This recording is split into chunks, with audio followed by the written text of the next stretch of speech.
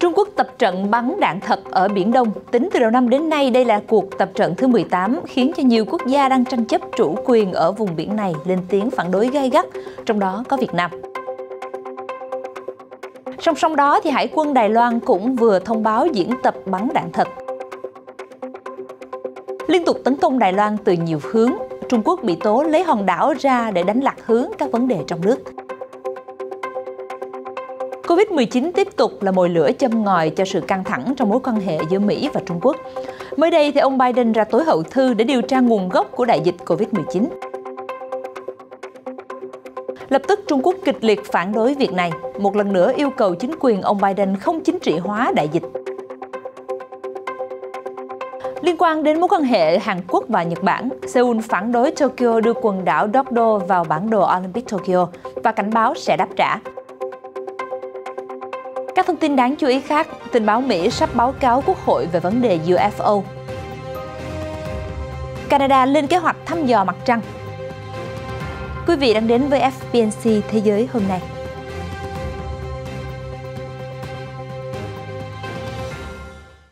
Phi Yến chào mừng quý vị cùng đến với bản tin Thế giới hôm nay trên kênh truyền hình FBNC. Kính thưa quý vị, từ ngày 27 tháng 5, thì quân đội Trung Quốc tiến hành cuộc tập trận bắn đạn thật ở vùng biển xung quanh đảo Vạn San thuộc tỉnh Quảng Đông ở phía Bắc Biển Đông. Theo thông báo từ Cục Hải sự Quảng Đông, tàu thuyền sẽ bị cấm vào khu vực tập trận nói trên. Theo thông báo được đăng trên website của Cục Hải sự Trung Quốc MSA trước đó một ngày. Tuy nhiên, thông báo không nói rõ về cuộc tập trận. Một ngày sau khi đưa 4 chiếc tiêm kích F-16 đến Mỹ để tập huấn, thì Bộ Tư lệnh Hải quân Đài Loan cho biết rằng đã tổ chức một cuộc tập trận bắn đạn thật trên trời và dưới biển. Có lẽ Đài Loan đã chuẩn bị đầy đủ khả năng để chiến đấu nếu bị Trung Quốc tấn công. Cuộc tập trận diễn ra trong bối cảnh dịch bệnh ở hòn đảo vẫn đang diễn biến phức tạp, cho thấy Đài Loan rất xem trọng các buổi tập luyện nâng cao năng lực quân sự này.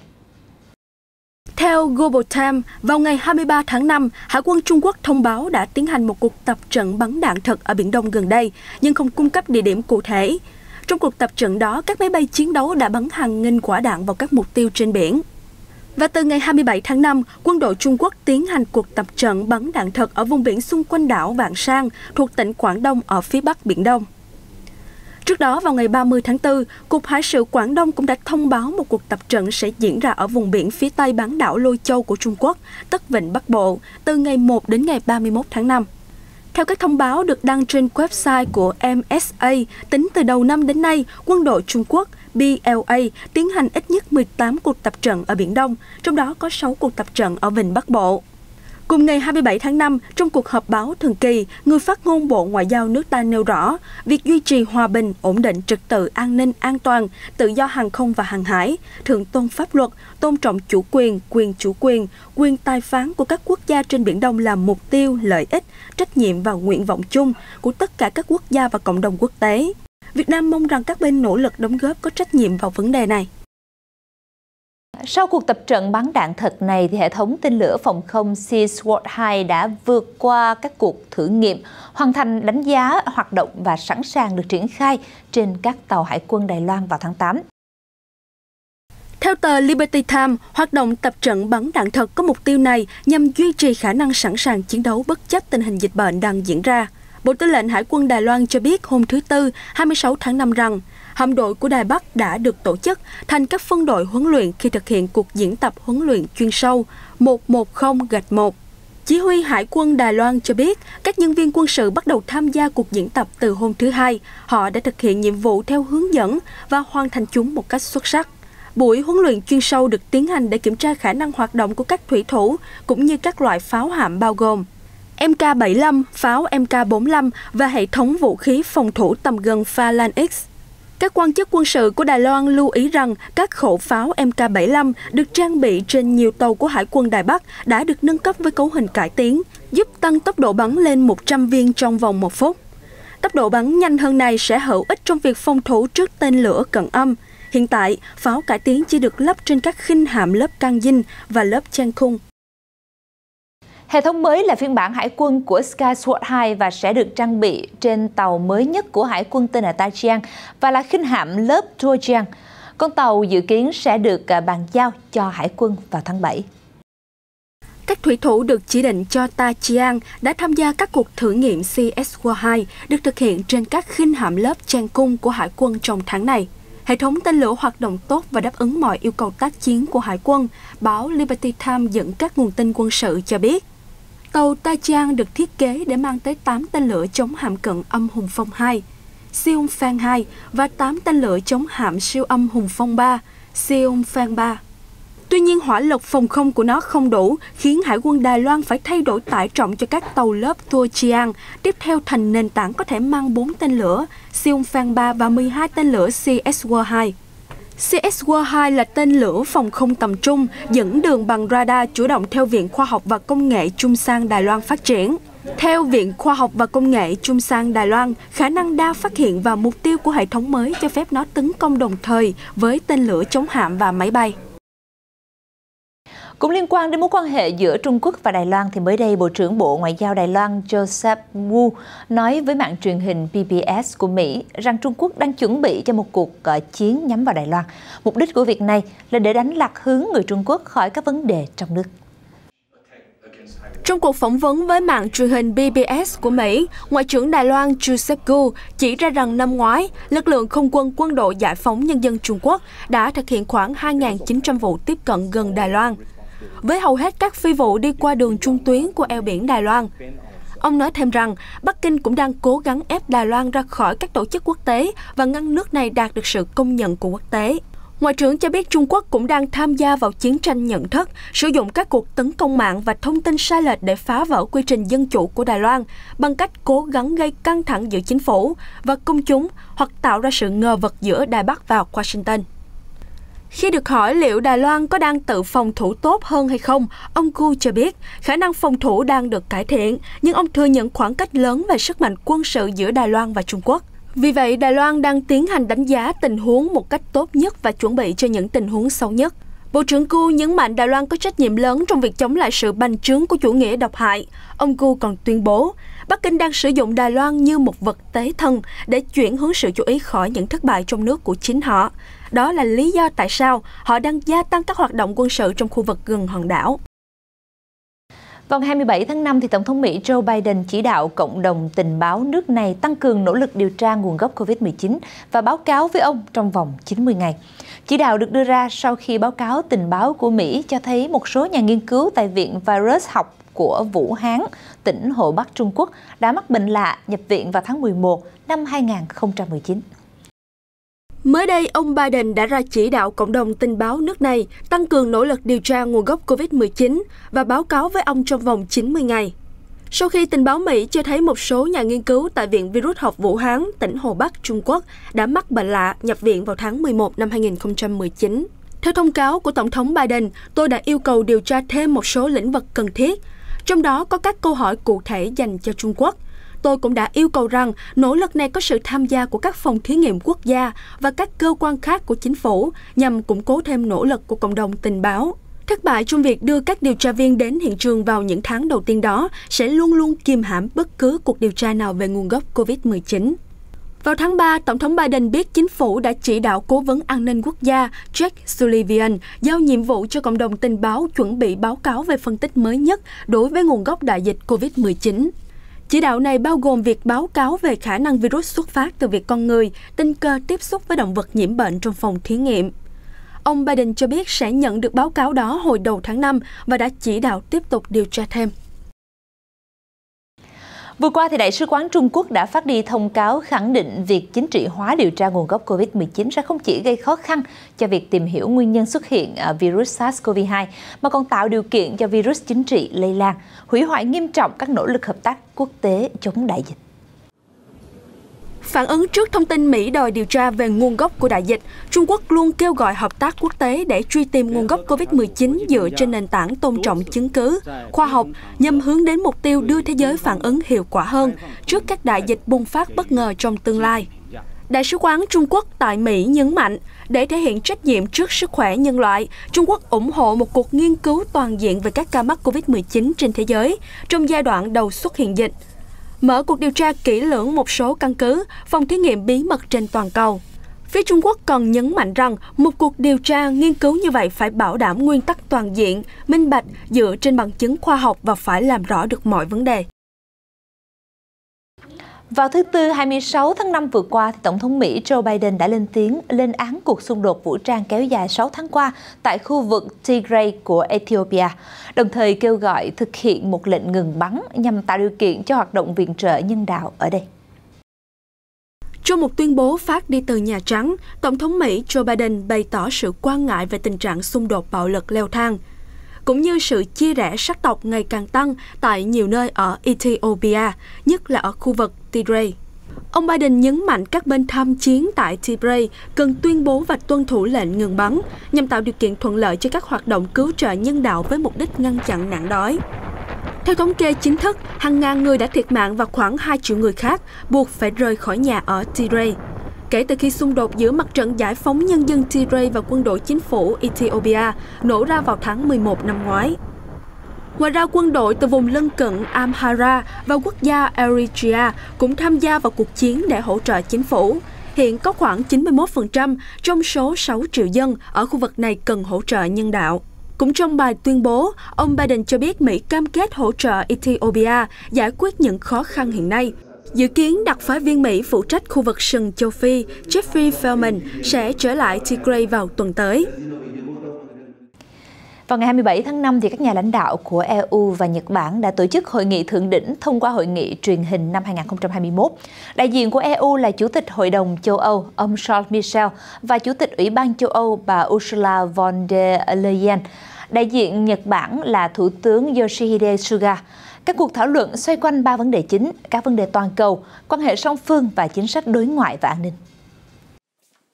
Trong tuyên bố chung sau hội nghị thượng đỉnh trực tuyến giữa EU và Nhật Bản vào ngày 27 tháng 5, hai bên nhấn mạnh tầm quan trọng của hòa bình và ổn định ở eo biển Đài Loan và kêu gọi một giải pháp hòa bình cho các vấn đề ở khu vực này. Ngoài ra, EU và Nhật Bản cũng bày tỏ quan ngại về tình hình ở biển Hoa Đông và Biển Đông, phản đối mạnh mẽ mọi nỗ lực đơn phương nhằm thay đổi hiện trạng và các hành động làm gia tăng mức độ căng thẳng. Đồng thời nhấn mạnh tầm quan trọng của việc giải quyết bất đồng thông qua đối ngoại và trong khuôn khổ luật pháp quốc tế. Tranh chấp lãnh thổ tiếp tục xảy ra giữa Nhật Bản và Trung Quốc đối với quần đảo Senkaku, điếu ngư ở biển Hoa Đông, leo thang tháng 9 năm 2012 sau khi chính quyền Tokyo mua các đảo từ các chủ sở hữu tư nhân. Căng thẳng vẫn tiếp tục ở Biển Đông về yêu sách lãnh thổ của một số quốc gia trong khu vực đối với quần đảo Trường Sa và quần đảo Hoàng Sa. Trung Quốc, Việt Nam, Brunei, Malaysia và Philippines có liên quan đến tranh chấp này. Kính thưa quý vị, trong cuộc họp báo thường kỳ ngày 27 tháng 5, Bộ Ngoại giao Hàn Quốc cho biết việc Nhật Bản đưa quần đảo Dokdo ở cực đông của Hàn Quốc vào bản đồ trên trang mạng Tokyo Olympics là điều không thể chấp nhận, đồng thời cảnh báo sẽ đưa ra phản hồi tích cực và cần thiết. Việc Nhật Bản đưa quần đảo Dokdo ở cực đông của Hàn Quốc vào bản đồ trên trang mạng Tokyo Olympics là điều không thể chấp nhận, đồng thời cảnh báo sẽ đưa ra phản hồi tích cực và cần thiết. Đây là nhận định được người phát ngôn Bộ Ngoại giao Hàn Quốc Choi Yoon-sam đưa ra trong một cuộc họp báo thường kỳ. Ông Choi nhấn mạnh, Dokdo là lãnh thổ vốn có của Hàn Quốc về mặt lịch sử, địa lý và luật pháp quốc tế. Ông cũng cho biết sẽ tham vấn Bộ Văn hóa, Thể thao và Du lịch và Ủy ban Thể thao và Olympic Hàn Quốc để đưa ra phản ứng. Vào ngày 26 tháng 5, cựu Thủ tướng Hàn Quốc Jun Si-kyun đã đăng trên Facebook cá nhân yêu cầu Nhật Bản xóa quần đảo Dokdo ra khỏi bản đồ và kêu gọi chính phủ huy động mọi biện pháp, bao gồm cả việc tẩy chay Tokyo Olympic, dự kiến diễn ra từ ngày 23 tháng 7 đến ngày 8 tháng 8. Nếu Nhật Bản từ chối yêu cầu của Hàn Quốc, trước đó, Dokdo đã xuất hiện trên bản đồ lộ trình lễ rước đuốc Tokyo Olympic, bất chấp lo ngại rằng việc đưa các đảo nhỏ vào bản đồ có thể làm suy yếu tinh thần hòa bình của sự kiện thể thao vốn được cho là không có động cơ chính trị. Vừa qua, gã khổng lồ về năng lượng Total của Pháp thông báo quân đội Myanmar sẽ không còn nhận được các khoản thanh toán tiền mặt liên quan đến một đường ống do tập đoàn này vận hành thông qua một liên doanh với quân đội Myanmar sau cuộc đảo chính quân sự hồi tháng 2 2021. Trong một tuyên bố, Total cho biết quyết định này được đưa ra trong cuộc họp cổ đông hôm 12 tháng 5 của công ty trách nhiệm hữu hạn Motama Gas Transportation, một đơn vị liên doanh của Total, Chevron và một công ty năng lượng do quân đội Myanmar kiểm soát.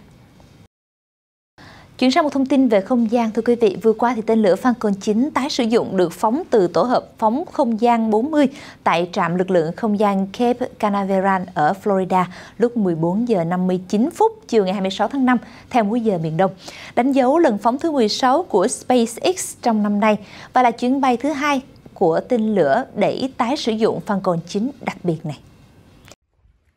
Vừa qua, công ty SpaceX của tỷ phú Elon Musk đã đạt một dấu mốc mới với 100 lần phóng thành công liên tiếp tàu vũ trụ lên trạm quỹ đạo trái đất. SpaceX đã phóng một tên lửa Falcon 9 mang theo 60 vệ tinh Starlink lên quỹ đạo tầng thấp, nâng tổng số thiết bị vệ tinh phát sóng Internet băng thông rộng của công ty lên 1.737 chiếc. Tên lửa Falcon 9 đã kích hoạt động cơ Merlin mạnh mẽ, tạo ra lực đẩy hơn 1,7 triệu bao để cất cánh từ trạm vũ trụ Cape Canaveral, bang Florida, Mỹ vào 15 giờ ngày 26 tháng 5 theo giờ địa phương. Sứ mạng này đánh dấu lần tái sử dụng thứ 2 của quả tên lửa Falcon 9 được phóng. Cũng chính tên lửa này đã bay vào tháng 11 năm ngoái để đưa một vệ tinh của NASA, cơ quan hàng không vũ trụ Mỹ, lên quỹ đạo. Kể từ năm 2010 đến nay, SpaceX đã phóng các tên lửa vũ trụ Falcon 9 và Falcon 9 Heavy tổng cộng 121 lần. 119 lần trong số đó đã thành công toàn bộ nhiệm vụ, chỉ có một sứ mạng thất bại một phần và một sứ mạng vào năm 2015 là thất bại hoàn toàn. Lần phóng mới nhất là sứ mạng phóng thành công thứ 100 liên tiếp của SpaceX. Cột mốc mới này không bao gồm 4 tên lửa Starship phát nổ. Falcon 9 được đổ đầy gần 454.000 kg nhiên liệu dầu hóa và oxy lỏng vài phút trước khi cất cánh. Ngay khi rời bệ phóng, nó đã vút đi như một viên đạn vào không gian, nơi nó có nhiệm vụ giải phóng số vệ tinh vào quỹ đạo, và sau đó tên lửa đẩy đã hạ cánh an toàn xuống một tàu không người lái chờ sẵn ở Đại Tây Dương. Trước đó, vào ngày 25 tháng 5, cũng đánh dấu sứ mệnh phóng vệ tinh Starlink lần thứ 28 của SpaceX, nhằm mục đích tạo ra một siêu vệ tinh truyền sóng Internet băng thông rộng. Người ngoài hành tinh liệu có đang theo dõi chúng ta không? Đây là câu hỏi mà nhiều người Mỹ muốn tìm ra trong báo cáo của các cơ quan tình báo sắp gửi lên Quốc hội vào tháng tới, sau nhiều năm tổng hợp và phân tích. Sự chú ý của công chúng đang ngày càng lớn liên quan đến báo cáo của cơ quan tình báo Mỹ về vấn đề UFO. Văn bản sẽ được nộp lên Quốc hội vào cuối tháng 6 tới. Một phiên bản gồm các phần không cần phân loại sẽ được phát hành ra công chúng, trong khi phần còn lại cần được phân loại sẽ tiếp tục được giữ bí mật, như liên quan tới hiện tượng UFO Logic. Trả lời kênh truyền hình CBS News mới đây, một phi công hải quân Mỹ từng thừa nhận trong sự nghiệp, ông đã gặp rất nhiều lần các vật thể bay có tốc độ cao hơn rất nhiều, cũng như có những kết cấu mà không giống bất kỳ thứ gì được nhìn thấy trên trái đất. Ông nói điều đó rất chính xác, tôi hoàn toàn nghiêm túc ở đây, có những cảnh quay và sự ghi âm các vật thể trên bầu trời mà chúng tôi không biết chính xác nó là gì. Ông John Rutledge, cựu giám đốc cơ quan tình báo quốc gia dưới thời Tổng thống Donald Trump cũng cho biết, trong báo cáo sắp tới sẽ có rất nhiều thứ đặc biệt chưa bao giờ được công bố. Ông thừa nhận có những vật thể mặc dù đã nhìn thấy tận mắt, nhưng họ không thể giải thích được bản chất của nó. Ông Louis Elizondo, người làm việc cho Lầu Năm Góc trong nhóm điều tra về UFO mới đây cũng thừa nhận trên kênh ABC News rằng chúng tôi biết tất cả những gì được nhìn thấy trên bầu trời đều là sự thật, nhưng vấn đề là thực sự chúng tôi không biết chúng là gì. Cuộc chiến ngoài trái đất đang ngày càng nóng lên, nhất là trong bối cảnh hai cường quốc Mỹ và Trung Quốc đang quyết liệt tranh giành sức ảnh hưởng trên mặt trận mới. Canada thông báo không đứng ngoài cuộc chơi này. Mới đây thì ông François-Philippe Champagne, Bộ trưởng Bộ Sáng tạo, Khoa học và Công nghiệp công bố kế hoạch đưa tàu thăm dò tự động lên mặt trăng trong 5 năm tới. Đây được xem là kế hoạch đầy tham vọng của Ottawa để gia nhập lĩnh vực không gian vũ trụ toàn cầu đang phát triển mạnh trong những năm qua. Ông Champagne tuyên bố, chúng tôi nhận thấy mối quan tâm toàn cầu cho lĩnh vực không gian và ngành công nghiệp không gian đang phát triển.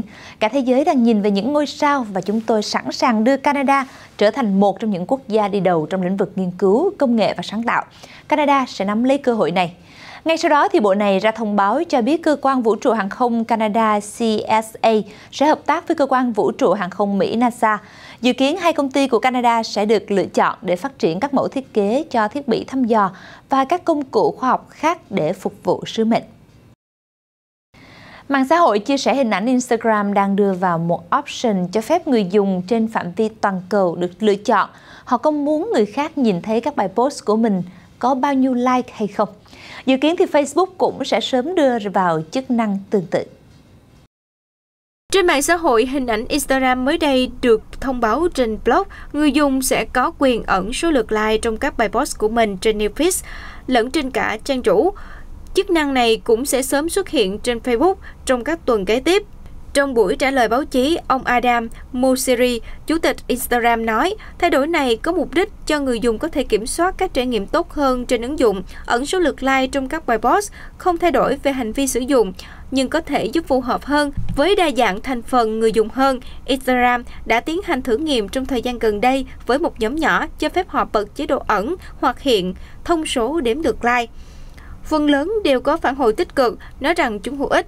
Một số nhỏ thì cảm thấy bất tiện vì giao diện thay đổi. Dự kiến chế độ mặc định là cho phép người dùng nhìn thấy số lượt like, tuy nhiên có thể mặc định sẽ ẩn với những người dưới 18 tuổi. Kính thưa quý vị, Sri Lanka đang đối mặt với nguy cơ ô nhiễm môi trường khi chưa thể dập tắt đám cháy lớn trên tàu chở hàng Express Pearl mang cờ Singapore ở ngoài khơi nước này.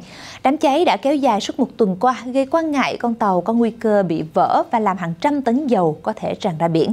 Ngày 27 tháng 5, lực lượng bảo vệ bờ biển Ấn Độ đã điều 3 tàu tham gia dập lửa cùng lực lượng hải quân Sri Lanka và 4 tàu tư nhân. Hiện thì khu vực xảy ra vụ cháy tàu Express Pearl đang có gió mạnh cản trở nỗ lực cứu hỏa. Con tàu này đã phát cảnh báo cứu nạn, sau đó nhanh chóng bốc cháy khi đang đến gần cảng Colombo vào ngày 20 tháng 5 vừa qua. Khi gặp nạn, con tàu này chở theo 25 tấn axit nitric và một số hóa mỹ phẩm khác đang trên đường từ cảng Hazira của Ấn Độ vào ngày 15 tháng 5 đến Colombo. Theo cơ quan bảo vệ môi trường hàng hải Sri Lanka MEPA, thì đám cháy đã khiến con tàu dài 186 mét này có nguy cơ bị vỡ ra và làm tràn dầu. MEPA cho biết con tàu này đang chứa hơn 300 tấn dầu. Mới đây thì các thẩm phán giám sát phiên tòa xét xử 4 nghi can giết người trong vụ bắn rớt chiếc máy bay MH17 của hãng hàng không Malaysia vào năm 2014 trên không phận Ukraine đã tới xem xét xác máy bay vào ngày 26 tháng 5, 2 tuần trước khi các công tố viên bắt đầu phiên xử. Theo kết luận từ các nhà điều tra quốc tế, chiếc MH17 của hãng hàng không Malaysia bay từ Amsterdam đến Kuala Lumpur thì bị một tên lửa từ thành phố do các phiến quân thân Nga bắn trúng trong cuộc giao tranh với quân đội chính phủ Ukraine. Tất cả 298 hành khách cùng phi hành đoàn trên máy bay đều đã thiệt mạng. 2/3 trong số nạn nhân là công dân Hà Lan. Hà Lan lấy trích dẫn về việc sử dụng bệ phóng tên lửa phi đạn Nga được đưa đến từ một căn cứ quân sự Nga để buộc Moscow phải chịu trách nhiệm cho vụ thảm sát trên. Tuy nhiên, Nga phủ nhận có bất cứ liên hệ nào trong vụ này. Cho đến nay, các phiên tranh luận bắt đầu từ tháng 3 năm 2020 đã bị kéo dài do các vấn đề thủ tục, không có bằng chứng nào được đưa ra cũng như nhân chứng nào được gọi đến. Vào ngày 7 tháng 6 tới đây, các công tố viên sẽ đưa ra tuyên bố để mở đầu vụ việc này. Công tố viên cáo buộc 3 người Nga và 1 người Ukraine đóng vai trò trong việc bắn rơi máy bay. Phần còn lại của chiếc máy bay xấu số MH17 được trục vớt từ địa điểm máy bay rớt và được phục hồi tại một căn cứ không quân ở Hà Lan, nơi các thẩm phán, luật sư, công tố viên và thân nhân của các nạn nhân đến thăm. 4 nghi can cho đến nay vẫn chưa tham dự phiên điều trần nào. Nghi can người Nga tên Oleg Bulatov là người duy nhất đã yêu cầu luật sư bào chữa. Thông qua luật sư của mình, ông Bulatov đã phủ nhận mọi cáo buộc có liên quan đến vụ việc này. Vâng, kính thưa quý vị, đến đây thì bản tin thế giới hôm nay trên kênh truyền hình FBNC cũng xin được khép lại. Thay mặt những người thực hiện chương trình, Phi Yến xin được cảm ơn quý vị đã quan tâm theo dõi. Xin được kính chào và hẹn gặp lại quý vị trong những bản tin tiếp theo.